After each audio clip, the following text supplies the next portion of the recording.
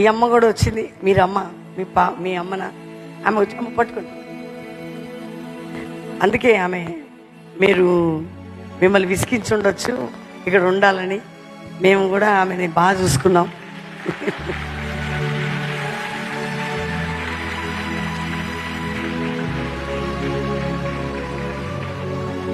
పిల్లలు ఉండొచ్చు, భార్య ఉండొచ్చు, భర్త ఉండొచ్చు, బంధాలు ఉండొచ్చు, కానీ ఇది ఆత్మీయ బంధం అండి.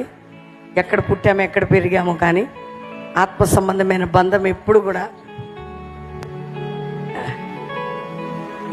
నేను అంటే మీ అందరికి ఎందుకు చెప్తున్నానంటే, రౌండింగ్ ప్రేయర్ చేస్తుంది అమ్మ. నేను అప్పుడే మీటింగ్ ముగించుకొని పొద్దున్నే వెళ్తున్నప్పుడు అక్కడ కట్టె పట్టుకొని నడుస్తుంది. మంచి మంచి వాళ్ళు కూర్చొని ఉన్నారు. ఈ మొక్కతి ఎందుకు ఈ వీళ్ళతో చేరి వెళ్తుందని ఆపా. ఏమ్మా అంటే, అమ్మ నేను ఆశతో వచ్చానమ్మా మిమ్మల్ని కలవాలని. వారం రోజులు అవుతుంది, నడవటానికి కూడా రాదు ఆమెకి, నడవడానికి కూడా రాదు.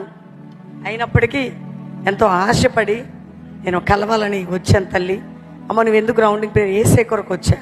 నా పిల్లలు పాప పెద్దవాళ్ళు, ఎంతకైనా పిల్లలకు కూడా భయం ఉంటుంది కదండి. తల్లి ఇంట్లో ఉంటే క్షేమం, అంత దూరం ఎక్కడో ఇంతమందిలో ఏమైపోద్దనే భయం ఉంటుంది. కానీ వాళ్ళ బిడ్డలు అడిగినప్పుడు మన ఆఫీస్ వాళ్ళు కూడా అన్నారట, వద్దమ్మా ఈ వయసులో అంటే. మరి ఆమె ఆశపడుతుంది.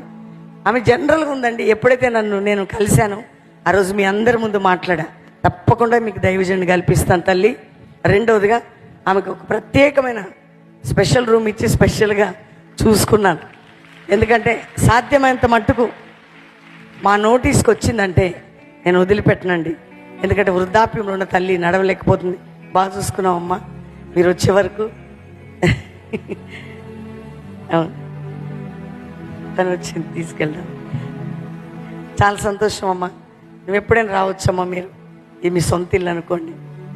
మా కొరకు ప్రార్థన చేయండి, మీకోసమే ఎప్పుడు ప్రార్థన చేస్తాం. ఓకే తల్లి, సేవ చేస్తున్నారు. ఈ వయసులో కూడా తను కూడా సేవ చేస్తుంది. చేతులు పైకెత్తండి అందరి కోసం. ఇదిగో 50 దినాల ఉపవాస ప్రార్థన నిమిత్తం ఎక్కడెక్కడి నుంచో వేల మంది తరలించబడ్డారు. వాళ్ళతో పాటు వృద్ధాప్యంలో ఉన్న బిడ్డలు మధ్యప్రదేశ్ నుంచి తల్లి రావటం అద్భుతంగా. నాయన నిన్ను కలిసి తల్లి ఇద్దరు వెళ్తున్నారు ప్రభా. బిడ్డలిద్దరిని దీవించండి, ఆశీర్వదించండి. దీర్ఘాయువు చేత బిడ్డలిద్దరిని తృప్తిపరచండి. యేసు నామములో అడిగినాను తండ్రి. Amen. Okay, God bless you.